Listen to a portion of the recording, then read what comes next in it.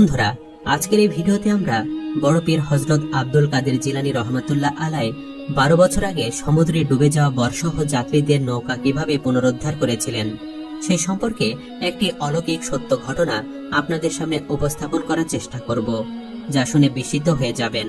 তাই ভিডিওটি একবারে শেষ পর্যন্ত দেখবেন। একদিন বড় পীর আব্দুল কাদের জিলানী রহমাতুল্লাহ আলাইহি বেড়াতে বেড়াতে এক নদীর কিনারায় এসে পৌঁছালেন। সেখানে তিনি দেখলেন গ্রামের মহিলারা পানির জন্য এবং প্রয়োজনীয় ধোয়া মোছার জন্য নদীর ঘাটে সমবেত হয়েছে। তাদের কেউ কলসিতে পানি ভর্তি করছে, কেউ ভরা কলসি নিয়ে বাড়ির দিকে চলছে, কেউ বা নদীর শোভা দেখে মুগ্ধ হয়ে রয়েছে। এমন সময় এদের মধ্যে একজন রমণীর করুণ ক্রন্দন ধ্বনি হযরত বড় পীর রহমাতুল্লাহ আলাইহির কর্ণগোচর হলো। তার কান্নার আওয়াজ এমনই হৃদয়স্পর্শী যে পাষাণ হৃদয়ও বিগলিত হবে। মহিলার কান্না শুনে বড় পীরের অন্তর বিদীর্ণ হয়ে গেল। তাই তিনি সেই নদীর ঘাটে উপস্থিত হয়ে মহিলার ক্রন্দনের কারণ জানতে চাইলেন। এক ব্যক্তি মহিলার এই কান্নার কারণ জানত, তাই সে হযরত বড় পীরের কাছে ওই মহিলার কান্নার কারণ সবিস্তারে বর্ণনা করল। লোকটি বলল, হুজুর, এই হতভাগ্য মহিলার পুত্র শোক হযরত ইয়াকুব আলাইহিস সালাম অপেক্ষাও অধিক হৃদয় বিদারক। এই রমণীর একটি মাত্র ছেলে ছিল। সে ছেলেটির বিবাহের বয়স হলে তাকে বিবাহ দিয়ে তার মা ব্যাকুল হয়ে পড়েছিল। কিছুদিন পর নদীর অপর পাড়ে একটি সুন্দর কন্যার সাথে বিয়ে ঠিক হলো। ফলে নির্দিষ্ট দিনে ঘরে বউ উঠিয়ে আনার জন্য বরযাত্রী দল বরকে নিয়ে নৌকা করে নদীর অপর প্রান্তে গিয়েছিল। পরদিন খুব আমোদ প্রমোদের সাথে মহা সমারোহে তারা বধূ নিয়ে বাড়ি রওনা হলো এবং নদী পাড়ি দিল। মৃদুমন্দ বাতাসে মাঝিরা পাল তুলে মনের আনন্দে সারিগান আরম্ভ করে নৌকা তীরবেগে গন্তব্যস্থলের দিকে ছুটে চলল। মাঝ নদীতে আসার পর আকাশে এক টুকরো কালো মেঘ দেখা দিল। দেখতে দেখতে সমস্ত আকাশ মেঘে ঢেকে ফেলল। নৌকার যাত্রীগণ সকলেই ভয় আতঙ্কগ্রস্ত হলো। মাঝিগণ নৌকার পাল নামিয়ে নিরাপদ আশ্রয়ের পথ খুঁজল, কিন্তু নদীতে নিরাপদ আশ্রয় স্থান কোথায়? ফলে অগত্যা শক্তভাবে হাল ধরে রাখল। চোখের পলকেই শোষ শব্দে দমকা বাতাস এসে নৌকাটিকে কাত করে ফেলবার উপক্রম করল। নৌকার যাত্রী ও মাঝিরা আল্লাহ আল্লাহ রবে হইচই আরম্ভ করে দিল। নৌকা অতি কষ্টে কুলের প্রায় নিকটে এসে পৌঁছেছিল। এমন সময় ভীষণ বেগে প্রচন্ড তুফান এসে তার যাত্রী ও মাঝি মাল্লা সহ উল্টে ফেলল। মুহূর্তের মধ্যেই বরযাত্রী ও মাঝিগণ সহ নৌকাখানা নদীতে তলিয়ে গেল। বরযাত্রীদের এই শোচনীয় বিপদে গ্রামের মধ্যে শোরগোল পড়ে গেল। যাত্রী বা মাঝিরা কেউই এই বিপদ থেকে রক্ষা পেল না। সকলে সলিল সমাধি লাভ করল। দিনের পর দিন চলে গেল, মাস গেল, বছরও অতিক্রান্ত হলো।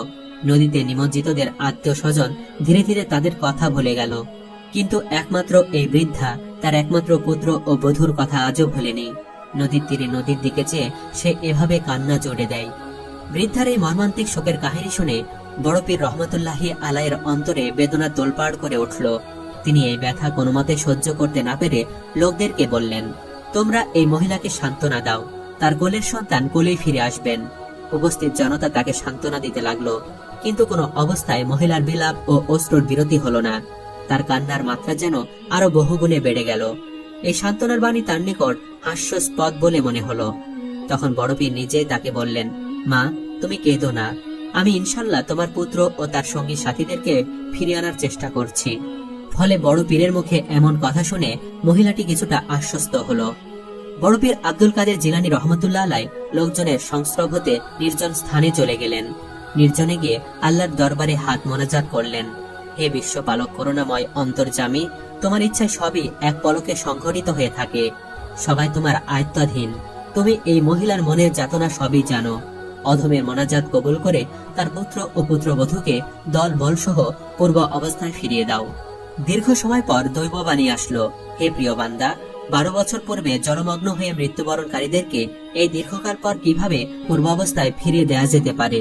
মাহবুবে সোভানি দৈববাণীর উত্তরে বললেন, হে দয়াময় আল্লাহ, প্রভু, তুমি তোমার পবিত্র কালামে পাকে ঘোষণা করেছ, হয়ে যাও বলার সাথে সাথে হয়ে যায়। তোমার পক্ষে 12 বছর পূর্বে মৃত্যুবরণকারীদেরকে জীবিত করা এমন কি কঠিন কাজ? পুনরায় দৈববাণী আসলো, হে কুতুবে রাব্বানী, যাদের শরীর হাড় মাংস বহুদিন পূর্বে জলজান্ত হাঙ্গর কুমির খেয়ে ফেলেছে, তাদেরকে কিভাবে জীবিত করা যায়? উত্তরে বড় পীর বললেন, হে বিশ্বপালক, এটা তুমি কি শোনাচ্ছ? কিয়ামতের দিন তুমি কি প্রকারে সমুদয় সৃষ্ট জীবকে সৃষ্টি করে তোমার সম্মুখে উপস্থিত করবে? জিন ও মানুষকে পুনর্জীবিত করে হিসাবের জন্য কিভাবে তোমার সম্মুখে হাজির করবে? মাহবুবে সোবহানীর এ কথার পর পুনরায় দৈববাণী আসলো, হে প্রিয় বান্দা আব্দুল কাদের জিলানী, চিন্তিত হয়েও না, যে দেখো তোমার প্রভু সকল কিছুই করতে পারেন। চক্ষু খুলে বড় পীর রহমতুল্লাহ আলাই সাহেব দেখলেন নদীর ঘাটে একখানা পরিপাটি পানসি নৌকা, তার ভেতরে বর বধূ এবং হাস্য কৌতুকরত। তারা সকলে ধীরে ধীরে কূলে অবতরণ করছে। 12 বছর পূর্বে যে অবস্থায় এবং যে পোশাকে ছিল, ঠিক সেই অবস্থায় সকলে তীরে এসে দাঁড়ালো। আল্লাহর অপার কুদরতের খেলা দেখে গ্রামবাসী নদীর তীরে এসে জড়ো হলো। যারা পূর্ব হতে নদীর ঘাটে ছিল, তার এই অলৌকিক কেরামত দেখে নিস্তব্ধভাবে দাঁড়িয়ে রইল। পুত্র ও পুত্র বধূকে অলৌকিক ভাবে পেয়ে মহিলা আনন্দে আত্মহারা হয়ে বড় পীর রহমতুল্লাহ আলাই সাহেবের প্রতি শ্রদ্ধা জানিয়ে বলল, হুজুর, আপনার দোয়ায় 12 বছর পর আমার পুত্র ও পুত্র বধূকে পেয়েছি। আল্লাহ আপনার মঙ্গল করুন। বড় পীর রহমতুল্লাহ আলাই সাহেব মহিলার উত্তরে তাকে দোয়া করে বিদায় হলেন। প্রিয় দর্শক, কেমন লাগলো আমাদের আজকের এই ঘটনাটি? কমেন্ট করে আমাদের অবশ্যই জানাবেন। আজ তাহলে এই পর্যন্তই। সকলে ভালো থাকবেন, সুস্থ থাকবেন। আল্লাহ হাফেজ।